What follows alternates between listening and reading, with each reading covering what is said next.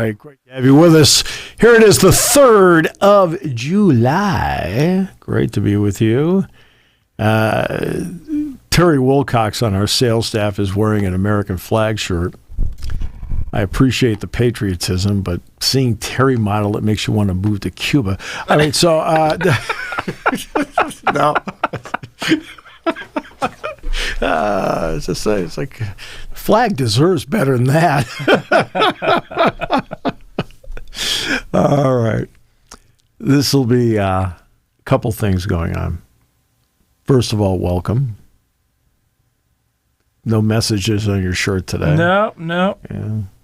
Other than the fact that you're like a big Ohio State guy, Wisconsin. No. What's the deal? No, just checking. No, just a nice shirt. This is a just a what? Hey, just a nice shirt. Nice. This is yeah. Okay. This is Ohio State colors, unfortunately. Okay. Now this is a golf shirt. Okay. It is. Hey, that's a T-shirt. That's a T-shirt. It's a nice shirt. Come on. Yeah. So the 3rd of July. Here it is. That awkward day that is in between this and the 4th of July. Now, some people do have the day off today. Some people are working. Some people have taken a vacation day. The Spikes tonight are going to have a game. Medler Field, Lebrano Park, 6:35, and they are going to have a 20-minute fireworks display afterward, which is at least double, if not slightly more than double, what the usual fireworks display is after a game on a Saturday night. And that is going to be tonight. Now, sure, are there a couple of showers around during the midday? Fine, big deal. But tonight for the game, it looks good, especially after the game. Looks good tonight. And this will be a lot of fun. Come on out, kick back, enjoy some baseball, and watch the Spikes play Williamsport tonight, and then the fireworks display after the game tonight. Looking forward to that. And, yes, Jerry Valeri will be out there, so we'll have the complete family feel to it tonight as Jerry takes you through the game on the field. And Joe Putnam and I will be upstairs and taking care of our deal like we usually do. So, yeah. And that's tonight. And that is going to be a lot of fun. Then, tomorrow, there's nothing like working the game at night, getting home, and then maybe try to sleep in. And at 9 o'clock, you hear a cannon go off. That's because they're starting the race at 9 a.m. Right? Can't they just yell go? Is it like the horse race where you're out of the gate a few minutes early so you're going to have to fire a cannon? Come on. Hey. Or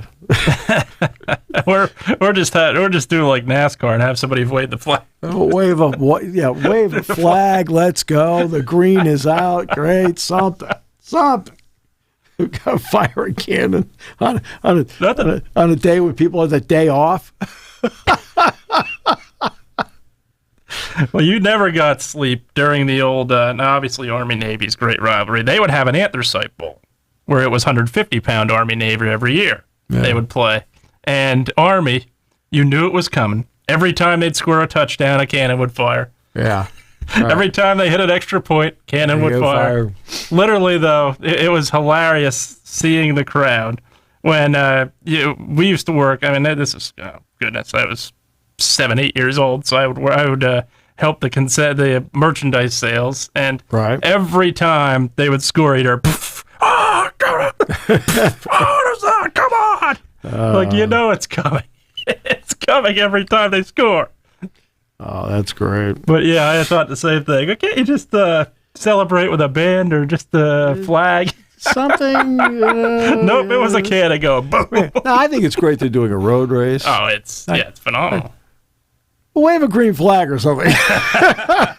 Not all of us are attending. All right. Then they have the parade. Then a full day of activity. And then the fireworks display will be the largest in Pennsylvania tomorrow night. Yeah. I mean, larger than Philadelphia, larger than Pittsburgh. It's the largest in the Commonwealth tomorrow night. It'll be spectacular. Now, my day will include a trip up to Williamsport because I have a 105 game tomorrow with the Spikes and the Cutters up there.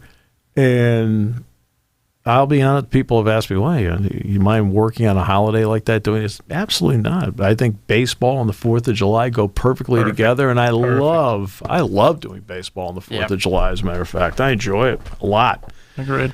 So, yeah, and then be back in time for Fourth Fest and let her fly tomorrow night. Should be quite the show, and hopefully all of you out there will enjoy all of it. First time in 3 or so years we've had a full one. We've had a full one where everybody can park. Everybody can park and enjoy it. Yeah.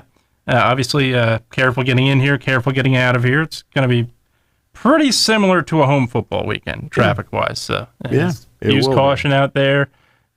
Obey to the rules. Don't park on the side of the highway and cause trouble.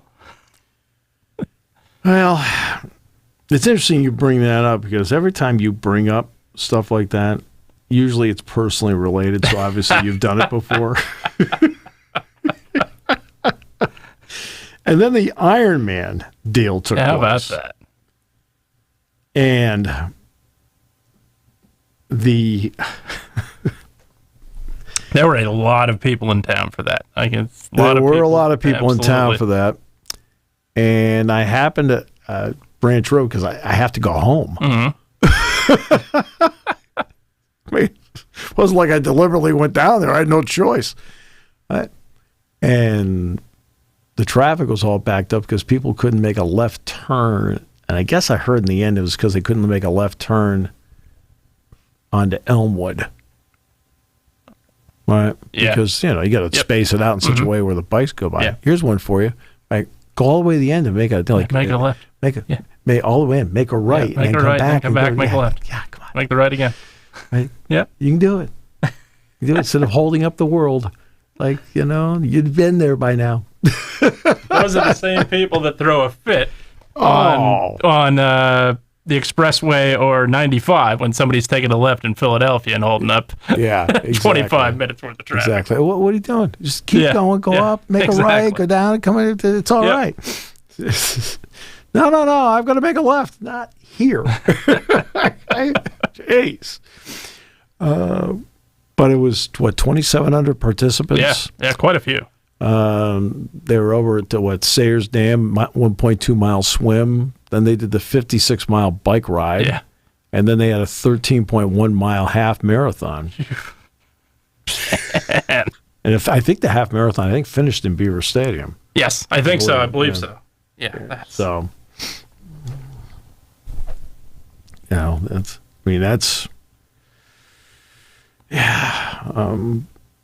But that's quite the accomplishment. That's quite a bit. Yeah. Absolutely. I did I used to do obviously they do it, I think, really do it now during home football weekends. I haven't been able to do it the last 4 or 5 years. We used to do the Rocky run in Philadelphia where you'd end it where you run up the Rocky steps. Started as a 5K, then a 10K. So you had the option of a 5 or 10. Then it was suddenly half marathon. And, what do you think? Half marathon? No. Yeah. No. We want to do that. No, there were many times I felt like Kevin James / Doug Heffernan in King of Queens, where they say, "How long we go?" Okay, I would have felt a little longer, but okay. Oh, golly. So that's what's coming up. It is a tradition unlike any other to now go to 49 good San Francisco seconds. I'll tell you, it's got to be an off-field congratulations. Brock Purdy getting engaged yesterday. I was almost drawn to tears. So now he needs to get another ring this year. He already gave out a ring. Now he's got to get a ring back. Okay. There you go. There's that. I was brief with that one. That was about 10 seconds. The ESPN layoffs still are trickling in. Doug Kazarian is the latest. He's the one, what's interesting is that he's their sports betting insider. And so you have Doug Kazarian, Susie Colbert, Todd McShay, Jeff Van Gundy, Steve Young.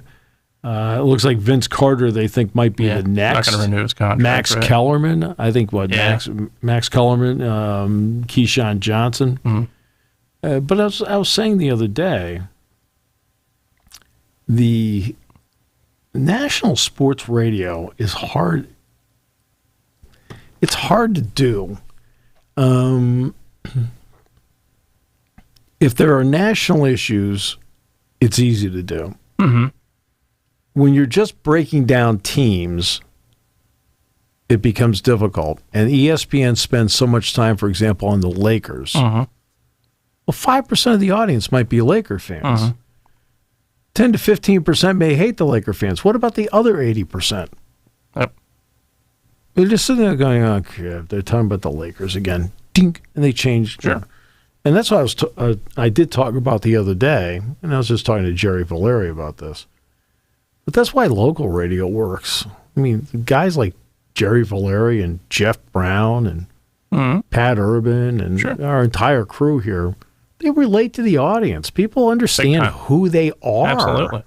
They understand who they are. Angela does a great job, you know. Yep. Kyle does a great job, but they're, and Roger Corey, they relate to their audience. Bob Steele, yep. Right? And it's a long time that they have been able to be here, and the people get to know them, their sense of humor, sort of who they are. I mean, when I mean sort of, it's up to a point. Yeah. I mean, and they talk about what's relevant here.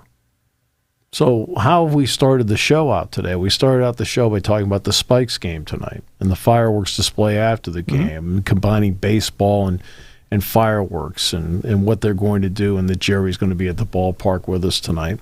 We talked about Fourth Fest, cannons going off, parades, things like that. Iron Man. That's how we started out. We started out by talking about all of that. We didn't talk about the NBA free agency or anything like that. We haven't. We'll get to the second anniversary of NIL. Now that relates locally. Sure. That's a national issue that relates locally. But and the slight change in gambling policy, what the NCAA did, makes no sense to me. It's based on the dollar amount you bet. Like, really? What the heck? Who came up with that idea? That is stupid. That is just makes no sense. Yeah, that's like that makes no sense to me. But no, absolutely But none. that's the difference, is that you can sit here and do stuff like this, and your audience now knows what you're talking about, can relate to it. Yep. And when you're sitting there and you're saying, hey, a couple weeks ago we had the Bellefonte Cruise. Hey, I went to the Bellefonte Cruise. He's talking about the Bellefonte Cruise, or she's talking about the Bellefonte Cruise. Now, obviously, when we do your 49 Good San Francisco Seconds, you pretty much turn everybody off, but that's the reason why that's why I went 10 seconds. I mean, it's the reason why I do that. I just kind of cash you off. Just get everybody to have a quick snooze. No, just a quick trip to the fridge. Just so everybody just gets disgusted with you. That's why I do. I set you up so you're like, he's disgusting. I think the one thing also that is sometimes overlooked with national radio is how difficult it is to replace what's worked. I think that's you look at what and I'll use ESPN as an example, and look, if they want to disagree with me, they feel free. Dan Patrick was very difficult to replace when he left. I would make the argument they'd never replace Colin Cowherd's spot. Levitard was good, but he was very quick exit. But they've never replaced Mike and Mike. That's the last one I'm getting to. And they never replaced Van Pelt and Russillo. Nope. Never did. No. Never did. People are allowed to branch off. Van Pelt now, I mean, there's no way he can do afternoon radio and then do that show at night like that. He can't do that. Mike Greenberg wanted to get his own TV show. That's what they came up with? Yeah.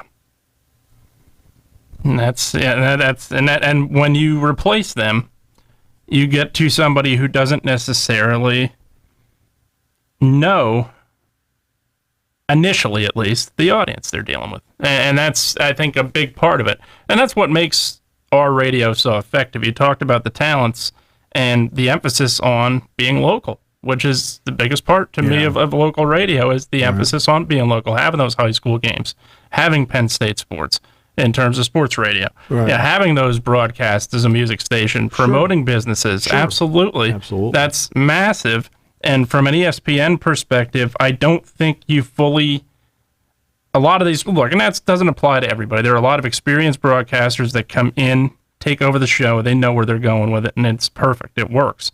Other times, you're coming off the field and right into the broadcast booth. You don't necessarily know what Mike and Mike were doing in terms of relationship to that audience. And you try to do something different, it doesn't work.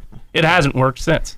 Well, I mean, the problem with national radio is you actually, when you're talking about specifics, you're actually doing it from 30,000 feet. They're not around They're not anybody. around. No. They're not around anybody. No. They're not. I've said 1,000 times on this show, I said, you know, if you want to be effective with what you're doing, you got to get your hands dirty. Absolutely. Right? There's no question. Which means you've got to be around it. Yeah. You can't just sit in the four walls and go, and I think this and I think that. Well, like, there may be, like, say, some deep background that helps you form a better opinion that is better for the audience. Yeah. Absolutely. Okay? Not your image. No. All this is for the audience. This is what this is all about. It's about the audience all the time. You know, that you want to be, well, everybody has to be, I always tell my students in class all the time, look, be yourself. Absolutely. If you are somebody that is somebody who's serious about everything, I said, that's okay. Be serious on the air. That's who you are. Okay, be the best you. I said, don't try to be something you're not. If you're somebody that has a lot of fun with things, well, then fine. If you're somebody who loves, for example, it's legal now. So if you're somebody that's like predisposed to gambling and wants to talk about it and fantasy football, I said, talk about it. Sure. That's you. That's your strong suit. Go ahead. Yeah. Go for it. I said, but what we try to do, we'll have some fun. But you want the audience when it's done to feel like they're better informed and learn something about what is going on. That's why when we've talked about conference realignment, right? I mean, I don't sit here. We're not going to tell you who we talk to, but it's not like I don't talk to anybody. I talk to a lot of people. Okay, when you're at the Big Ten tournament, everybody's there. Sure. And you can pull anybody aside you want and have private conversations with, hey, give me an idea, give me some perspective. NCAA basketball tournament. Oh, everybody's there again. Right? From different parts of the country, but people you know. Right? And so you come up with a perspective. Right? And then I always love when somebody says, wow, what kind of sources you have? Oh, I don't know. You want me to list them? Exactly. Come on. I'm not going to sit here and list it for you. So San Diego State not going. Not surprised. Not surprised one bit, no. Right? We outlined it for everybody. $16.5 million if they went June 30th, $34 million if they went July 1. They got to June 30th, looked around and said, we have no landing spot.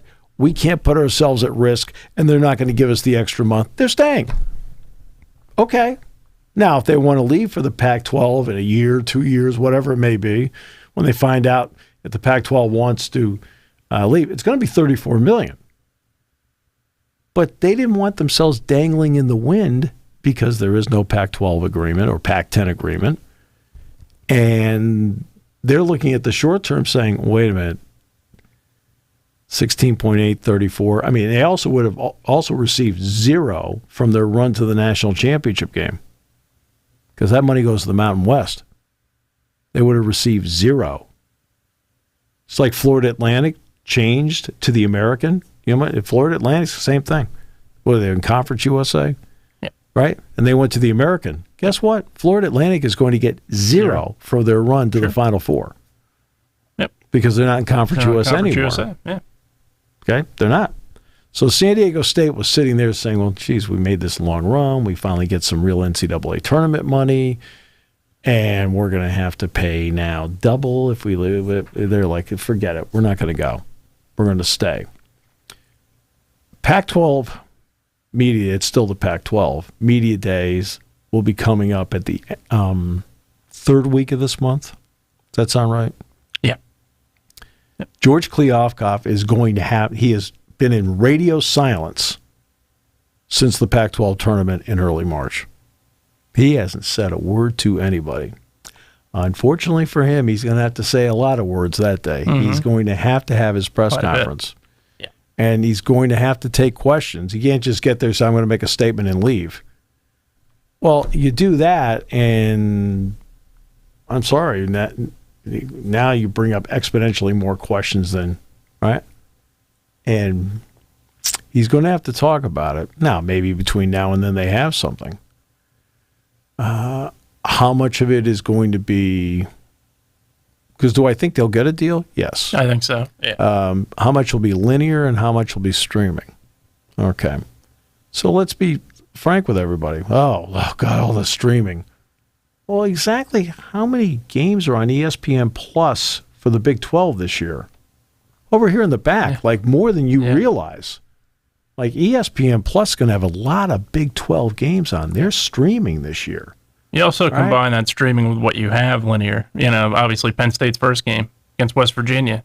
It is on NBC, yes, but also going to be on Peacock. Yeah, also be linear. Right. So you have that. The linear part's exponentially more important. Without a doubt. But you have that extra aspect of it. I've got access to 100 million homes as opposed to 5. 195. No doubt. It's like, great, fabulous. Absolutely. But you have that aspect of that. You're dipping your toes in via having it on TV. Yeah, well, same thing with the game with Iowa. That's on Paramount Plus. Paramount, yeah. Right? Yeah.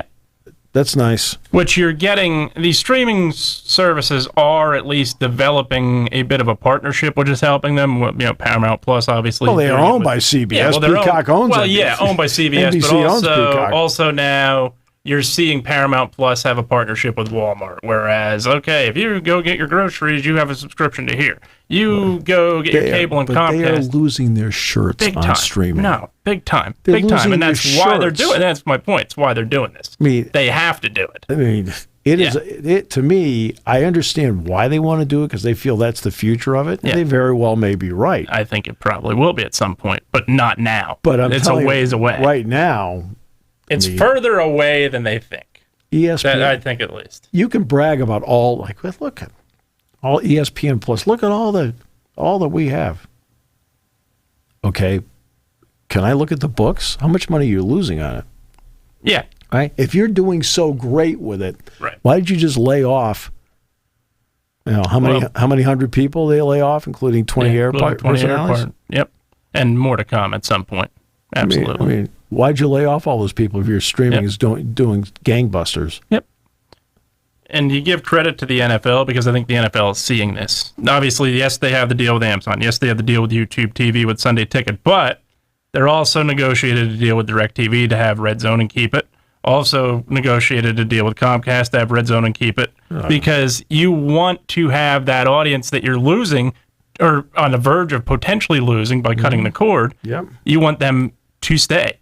You want them to at least have some access to that game.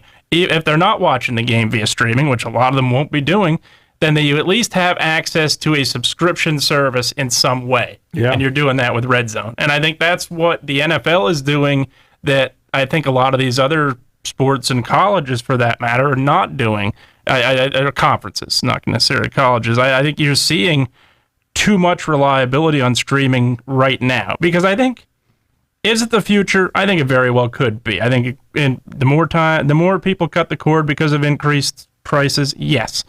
But I think it's further away than people think. I don't think we're going to switch to streaming within the next 5 to 10 years and just totally lose what we have on network television. Right. It's just not happening that way. And put the Super Bowl on stream and see what happens. You're not going to get 115 You're not going to get not get anywhere near it. Not going to get now anywhere near it. Okay, Amazon Prime said that they would get 12 to 13 million viewers per Thursday. Yeah, they get 9.5. Yeah, on average. Yep. Now, 9.5 is successful for streaming. Yeah, especially, I think the approach they took was the right one. They went in knowing, hey, we're going to take a loss. Let's get this going. They're not worried about a loss. No, I mean, this is the equivalent of Fox in 1994 taking the NFL package from CBS because they got the package to promote their primetime lineup. Yep. Well, 100%. Amazon Prime sat there and they're like, hey, you want to watch Jack Ryan, which I did on Friday night, as a matter of fact, the first 2 episodes. Right? You want to watch Mrs. Maisel or whatever? I mean, this is what they're trying to promote left and right with what they're doing with the Amazon Prime package. Now, we'll see what Apple wants to do. But, for example, Apple has MLS. Yeah. Well, who's watching it right now? Not too many people. No. Okay? Nope. Okay? You bring Apple has Friday Night Baseball. Now, this isn't Major League Baseball being, hey, we're going to go into streaming, like having forethought. No. Okay. No. Let's not get, okay. No offense, Rob Manfred, but no. Okay. You want to know why it's there? Because ESPN cut their baseball coverage in half, which cut the rate in half, and they sold that part to Apple to make up for the money. Absolutely. And that's why they did it. This is no forethought other than being reactionary. How can we get quick cash to make up for the loss we got from ESPN and the TV contract? Yeah. Right? Sorry, but other people out there can think, Rob. Yeah. They've also got their own deal with T-Mobile or whoever, where you're going to have MLB TV. So they are just fine without needing Apple. I mean, in terms of, no, they're not doing that in the sense of, we need to do this. No. Same thing with those, the occasional game on social media that they throw out there. That's a bonus. People are not watching it. Exactly. It's a bonus. People aren't watching it. They don't care. And that's, no, you're not watching it. If anything, you're angering the local audience, which is expecting the game to be on one of their 2 channels that normally is on. Yeah. So no, they're not watching it. You're not necessarily stealing any kind of audience. And I think the misconception sometimes is that it's a different audience you're trying to reach. No, it's the same audience that you want to keep.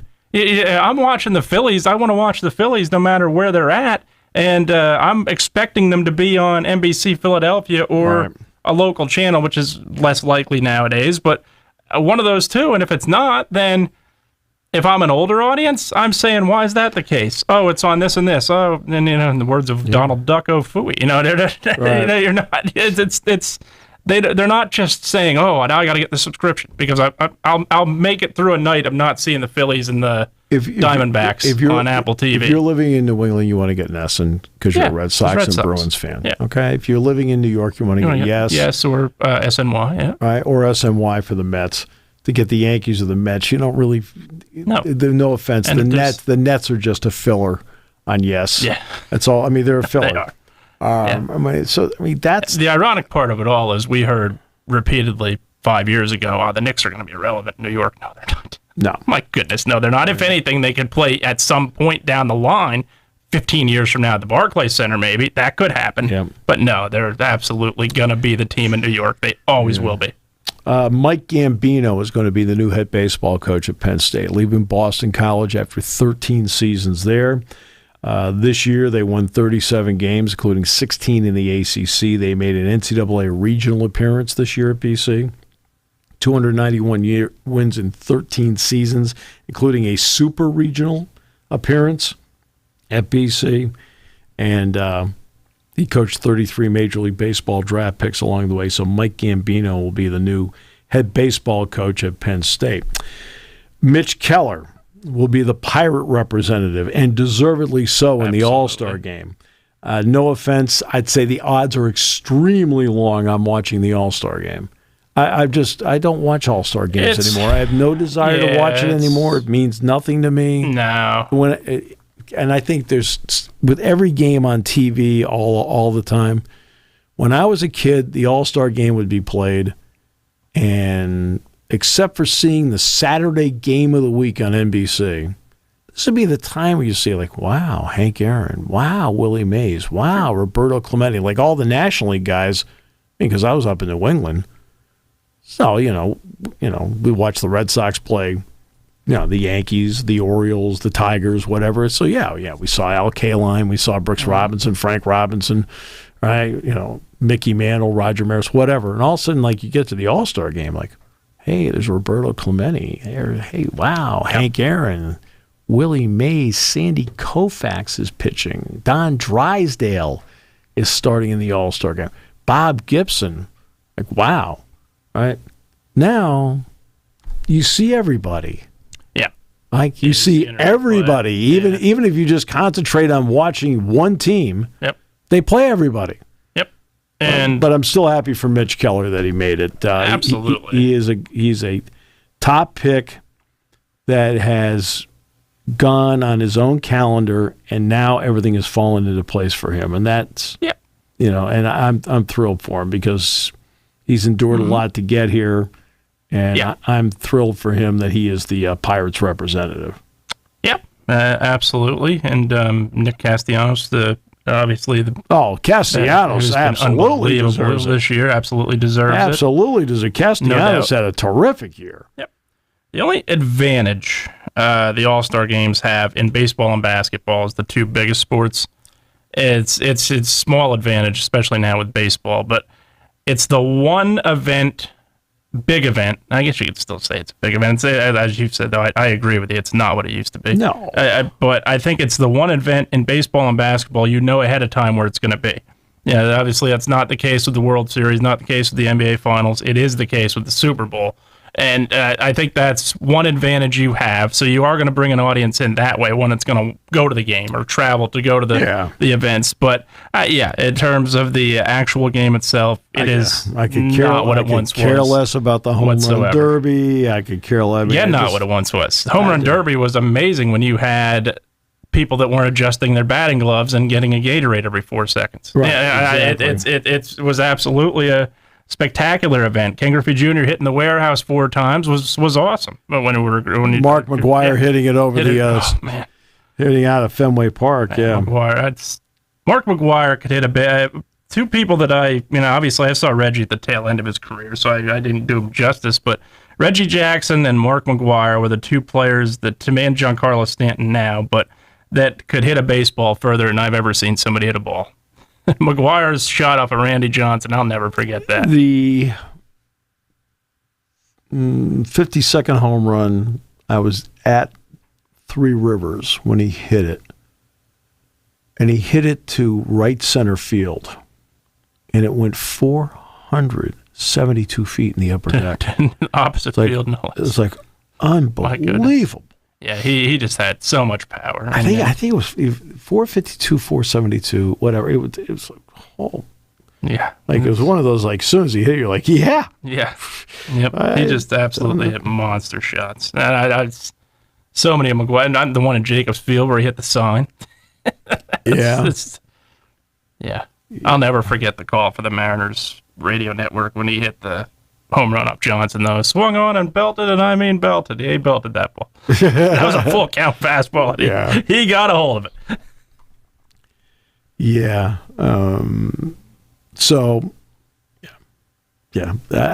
I think it's great for any player to make the All-Star game because it has a great designation. It doesn't mean I just have lost my desire to watch it. I agree. I mean, maybe an inning or two just to watch it, but that's about it. I don't care who wins it. It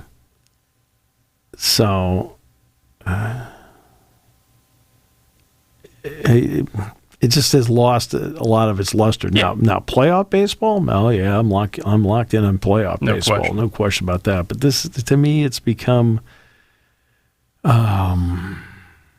It's interesting. They'll talk about bowl games. Oh, it's a meaningless exhibition. No, not to the people who are playing in it, obviously. Right. And the vast majority of the players are playing in it. Okay, we don't know what a meaningless exhibition is. The All-Star game. Okay, that's a meaningless exhibition. It doesn't. And not only that, the number of people that opt out of it. That too, and I think we've seen it now more so than any, especially when it comes to, I still think, to me, they ought to just get rid of the Pro Bowl, period. The Pro Bowl is the one that especially, right. what is the point of it at this point? Right. Yeah, it's you can make it any skills competition you want to make it. I don't care what you do with it. You're not going to interest me in any way with it. Right. Let's see. Back to the ESPN layoffs for a moment. For the most part, with the exception of the morning radio crew,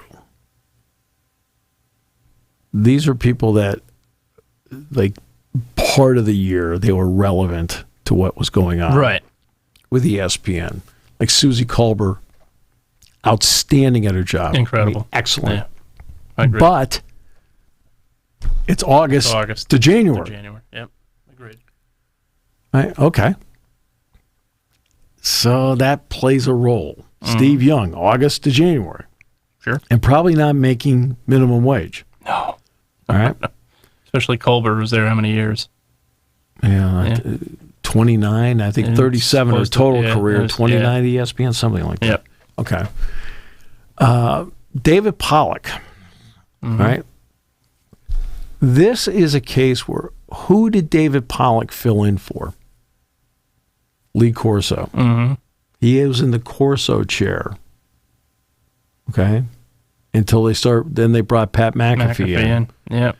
Right. And this is not an anti-Pat McAfee because there have been a lot of people saying, oh, McAfee's making, I don't know how many millions he's making, and this is causing everybody else.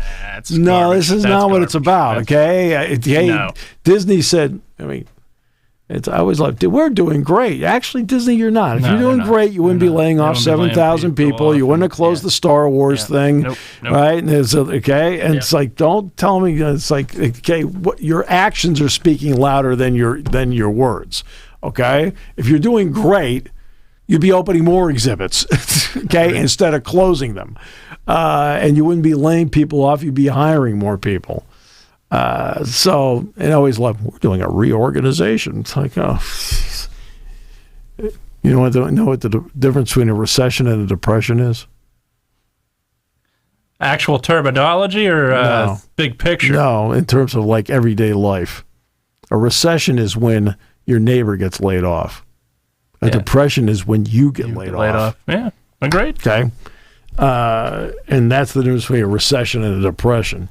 But that's what they did. And see, Pollock, okay, McAfee's taking that spot, and he's in that spot. He's entrenched. So David Pollock was, in all likelihood, let go because they don't need him on the set any longer. Because if you notice, they took him off set, and he'd be with whomever the person in the crowd happened to be. Was Maria Taylor. Now it's I don't know who it is now. I'm not even sure who it is. I don't watch enough of it. I don't watch enough of it anymore. And LaFonso Ellis, but that was strictly basketball. But you still have to fill that spot on the set. Jeff Van Gundy surprised me. That's your when you have three prime, I mean like ultra prime spots. Yeah. Monday Night Football. Yep. Aikman, Buck. Boom. Okay. College football playoff. Fowler, Herbstreit. Mm-hmm. Now Fowler, by the way, wanted a lot more money. Mm-hmm. And he got another contract, I guess, out of it, but nowhere near what he asked for. Yeah. Right. And then the third one is your NBA contract, which is coming up. Breen, Jackson, Van Gundy. Yeah. I mean, these are that one surprised me. Okay, these are your prime spots, right? And what do all the prime spots have in common? Buck, Aikman, Fowler, Herbstreit, Breen, Jackson, Van Gundy, right? When you're in a lead spot like that, right, and I talked about this the other day, but it's important, right? It's a word that you can't really define it, but you know it when you hear it or see it. And it's called gravitas. There's something that like immediately they just bring an authority and a style to the table that you sit back and go, you know what? Those sons of guns know what they're talking about. Yep. Right? They don't draw you to the game. The game is still the game. But they make the experience of watching the game better. Yep. Right? and they bring a large presence to it that helps enhance it. Locally, I mean, Jack Ham, Dick Girardi, gravitas. They both have the ability to, when the broadcast is over, the fans know a lot more about the game because of the way Jack and Dick described it. Simple as that. All right? And that's what these people do. That's why when you dip in and you decide, well, I'm going to take one of my prime analysts and I'm going to, on one of my prime packages, and we're going to go away. Okay.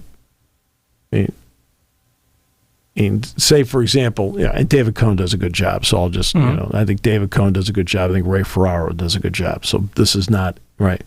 But it would be different if they say we cut David Cohn, we cut Ray Ferraro. It'd be like, well, okay. Right? Yeah. Because Major League Baseball to ESPN is kind of like a secondary deal. The NHL to them, hey, we brought it back. It's a big deal, but it's still a secondary deal to the NBA. Yeah. Okay? Yep. This is like, they've got 3 prime, like, larger-than-life presence. And they dipped in and they did that, which I found interesting. The Kazarian one's interesting because they've done so much with betting. Yeah. They've gone so deep into betting. I was like, okay, that's an interesting one. I don't know. I mean, over the years, it's not like they haven't dipped into it. Let's bring Hank Greenberg in, and Hank Greenberg's going to talk about whatever, okay? I mean, they've done it over the years, but they seem to be to do more on gambling than ever before. So now, and then Vince Carter was limited as to what they were doing. Same with Jalen Rose. Yeah. I mean, just like Matt Hasselbeck, same thing, limited. Sure. So it's that's what, for the most part, if you had a specialized role, that seemed to be the role they were going after, because some of these people, and then Todd McShay. Surprising. Yeah. I think, and that's, and part of that is you look at his knowledge. I think that's the one thing. Obviously, he was, potentially GM candidate for a lot of places. But you know what? He's had something going on with him, though. He has. Yeah. And I wonder if that played a role in may this. Have. But I mean physically. I'm talking about physically. I think the one thing that made, you talked about the core 3 there, and Monday Night Football, they've, I think, made right at this point. And I take nothing away from anybody that did it after Al Michaels and Mike Tirico. They all did great, but I think Buck and Aikman are just the premier team. But Michaels, they did it on ABC. Yeah, I'm talking about, like, since ESPN has exclusively had it, they've struggled with it. They have, and Buck and Aikman just make it that much better. I think what made Game Day so successful, obviously, and that, Herb Street, Fowler, and now Reese Davis, all of those guys are incredible, but you had Herb Street, former player perspective, which was incredible. Corso in his prime, former coach's perspective, which was incredible. And fun. You had, and fun, exactly, and entertainment. You have that in the NBA Finals, too. You had that with Breen, best broadcaster in the business, in my opinion, right now. Mike Breen is incredible. Mark Jackson, player perspective. Near Hall of Fame player perspective. Super, I would say, veteran player perspective. Jeff Van Gundy, coach's perspective. Incredibly knowledgeable. And the last part you said, entertaining. That, to me, I think, is what made both of those so successful. And that was why Van Gundy was the one that surprised me the most. Yeah, he's not obviously he's seasonal, as you said, but I think, to me, that's your core programming, and you're fighting to keep that contract, which you're going to have competition. I don't think there's any question there's going to be competition with NBC. I think they are going to go hard after the basketball contract, but getting rid of Van Gundy, I think, was the one that, to me, that surprised me of all. And as far as Max Kellerman, they were paying him a lot of money, and I don't think they had a spot for him after First Take. I think they really... I don't think so either. No, I don't think they had, really. They didn't know what they were doing with him. And then when you don't know what you're doing with somebody and you're paying them a lot of money, that's... unfortunately, is going to happen. Right. But Van Gundy, I think, to me, was the one that shocked me the most. Yeah. The gambling one on college sports. I don't quite know what they're doing. No. With it, I mean, this is based on dollar amounts. Yeah. It's, Now, was it ultra strict where I can't gamble on any sport on any level that? Yeah, I don't understand. Okay. The dollar amount is where I'm at. Okay. Where I'm confused at. This is what they should have done. You can't gamble on any college sport, period. Mm-hmm. Right? Yeah. But if you want to gamble on the USFL, go ahead. If you want to gamble in the NFL, go ahead. Mm-hmm. Major League Baseball, Premier League Soccer, go ahead. Yeah.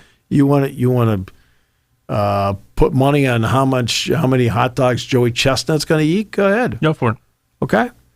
You just can't put a dime down on any collegiate sport, period.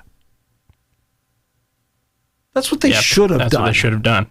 Right? No question. In other words, instead of saying, because the old policy was you could not put a dime down on any sport that the NCAA sponsors. So in other words, I'm sitting there as a soccer player. I can't put a dime down on the Olympic rowing. Right. Because the NCAA sponsors rowing. Like, oh, okay, I can't do that. They should have said you can't put a dime down on any collegiate sport, period. Okay? Can't, including fantasy, whatever, collegiately, or, like, for example, can't even do a bracket for the NCAA basketball tournament. Right. Okay? Any collegiate sport, no. Anything else, it's your money. Yeah. And right? That's what they should have done. This thing about the dollar amount thing. This was stupid. I sit there and go, who sat down and came up with this? I don't understand it. It's beyond puzzling. And why did I say any sport collegiately? Okay? So I'll give you an example. You're in the dorm. Yep. Okay? Somebody comes in, hey, guess what? All right, let's take a past one. Penn State's going to play Ohio State in basketball. Hey, I heard Seth Lundy finally got COVID. He didn't make the trip. Right? Yeah. Now, you're not playing basketball. Yeah. But now you have, just through casual conversation, inside information. Mm-hmm. Seth Lundy's not playing at Ohio State. Yep. Oh. Right? See, that's why I say any collegiate sport, because the athletes just in casual conversation, not trying to get information out of anybody. They're like, hey, what's going on with the team? Like, just in casual, oh, God, did you hear about Lundy? Geez, Lundy got sick. He's not going to be able to play on Saturday or Sunday against Ohio State. He's out, man. He didn't even make the trip. Really? Yeah, right? Exactly. You end up stumbling into inside information. So that's why I say that intercollegiate athletes, student athletes, should not be allowed to bet on any intercollegiate athletic activities. But if they want to bet on the pros, they want to bet on the Olympics, they want to bet on the World Chess Championship, whatever, I don't care. Yeah. Now, horse racing was always fine because it's not sponsored. It's not sponsored. Right. But that's what they should have done. This dollar amount thing is just, again, it's the NCAA does stuff that just sits back and you go, who comes up with it? Okay, somebody lead. Can you lead? Agreed. Right? And part of leadership is common sense. Yeah, and that's, you compare it to, all right, I'll compare it to a criminal. You steal a Ford Pinto. You steal a Ferrari Testarossa. Okay. All right. Okay. The crime is the same. The crime is the same. You don't need a timetable. You don't need a dollar amount. You don't need anything. Yeah, but I would let you have the Pinto. Well, yeah, they probably would. But the point being, no matter what car. So there you go. I'm not giving advice to criminals out there. Oh my goodness! But you steal a car. Exactly. You steal a car. You steal a car. Right. It doesn't matter the value. Right. It doesn't matter the dollar amount. Anything. Right. So why on earth are we putting a dollar amount on anything with this? It's ridiculous. It makes no sense whatsoever. Right. If an NFL player is not allowed to bet on the NFL, right? Yeah. Okay. So nothing in the NFL. The reason I say intercollegiate athletes shouldn't be able to bet on any college sport, period, is because the campus culture allows you to have is different than the pro culture. Big time. Right? So you're telling everybody in the pro culture they can't do it. I'm just telling everybody in the college culture they can't do it because everybody is together in one campus, just like a pro team's all together in one building. But if they wanted to put money on the Stanley Cup playoffs, if they wanted to put money on the Calder Cup, if they wanted to put whatever, okay. Now, do I recommend it? No. I think you can get in deep trouble doing it financially.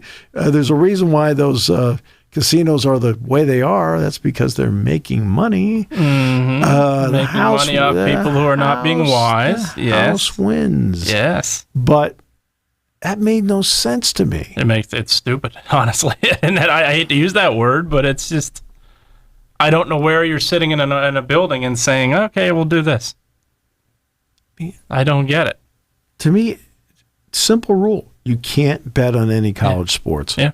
We're done. Okay? But if you wish to put a bet on the Olympic basketball game between the U.S. and England, go ahead. Yeah. You want to put money down on the USFL title game between Pittsburgh and Birmingham? Go ahead. Mm-hmm. Yeah. All right? What, Yeah. But if it's a college sport, can't do it. And by the way, if you do it, it's an automatic suspension. Right? If it's your own sport, it's lifetime. If it's other sports, it's a year. And the other thing you're now... we're done. No doubt. The other thing you're now doing is you're putting more confusion into the rules, too. Oh, sure. There's no question about that. Nobody's going to be able to police this. Come on. No. And that's the other problem you're doing. And it's just... It doesn't make any sense. Well, of course I shouldn't be shocked by it. Look who's put the rule and groundwork down. But, it does not make sense whatsoever. It's a stupid rule. And now you've kind of created more trouble than you already have by doing that. The other one was ultra strict, which I understand what they were trying to do with it. Yeah, they're trying to, Okay, I understoed what the intent was. Yeah, I understand the effort. Okay. I don't, no doubt on that. But but in today's culture, again, you can't bet on any college games. Uh-huh.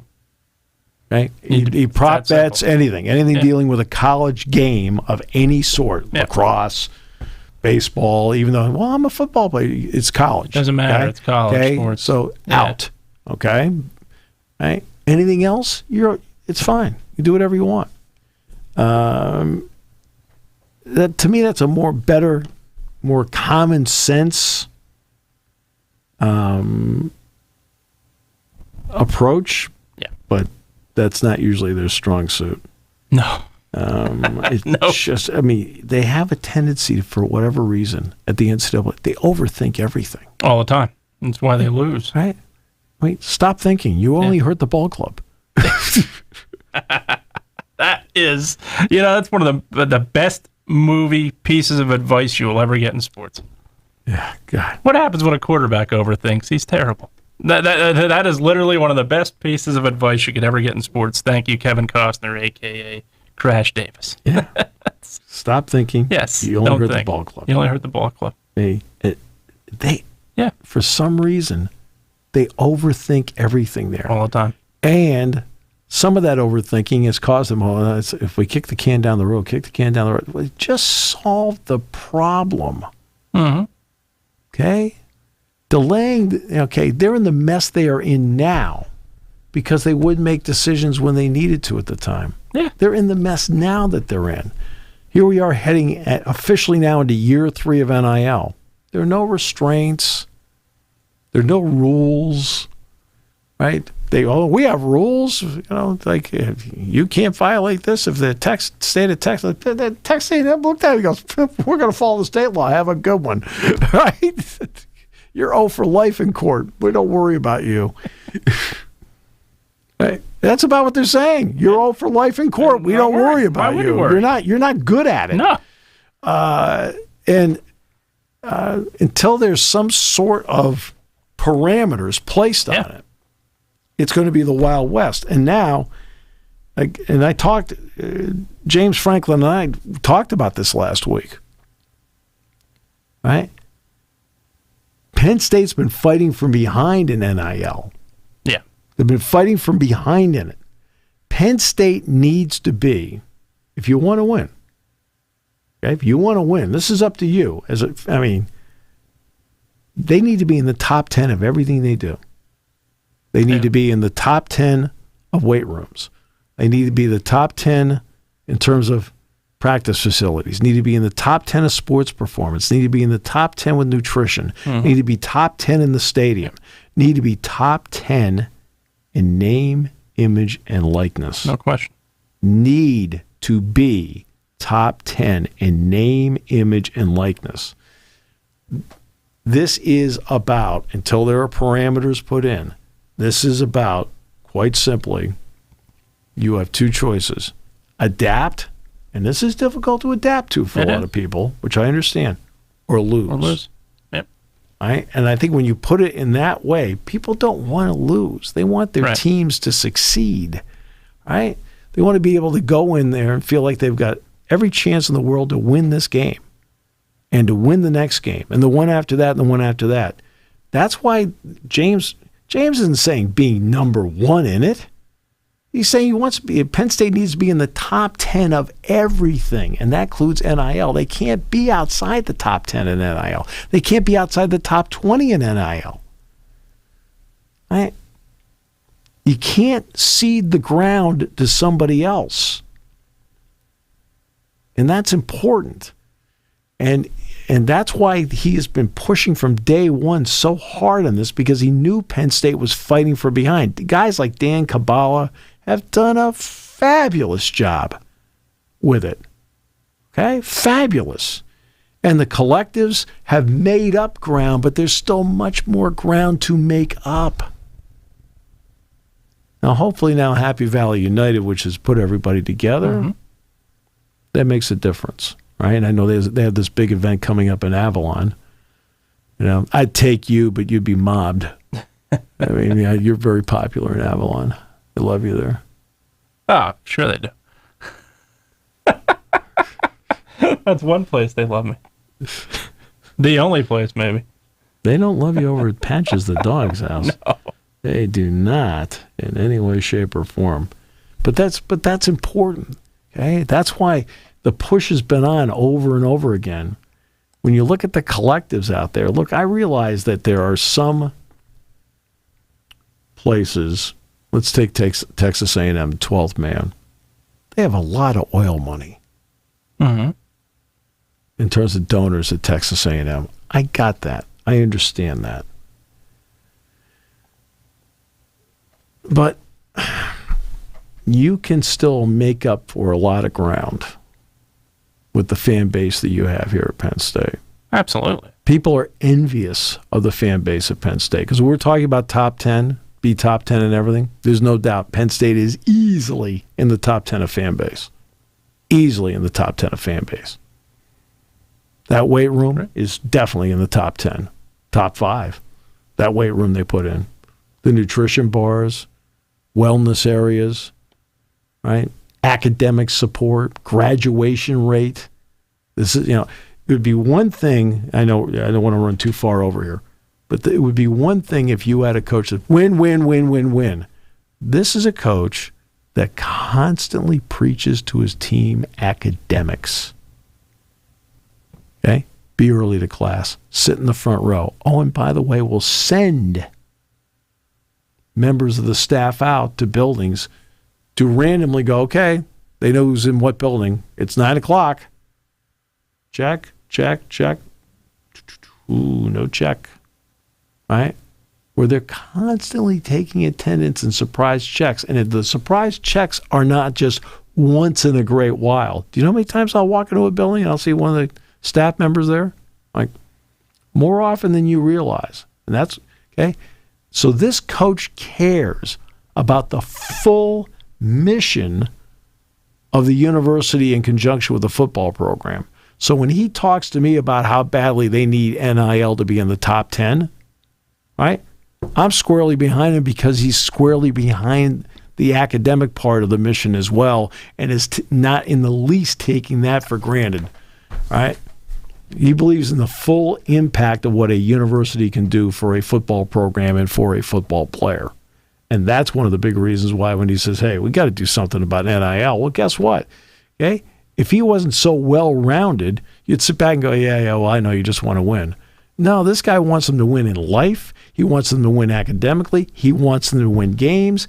It's great for that stadium. It is great for this town. It is great for this area. And the economic impact is beyond words when you have a successful football program.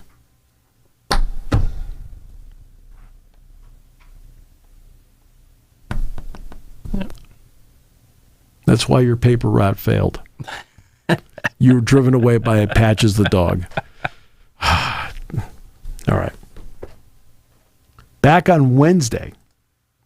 Enjoy your 4th of July. See you at the game tonight. And then the 4th of July tomorrow in Fourth Fest.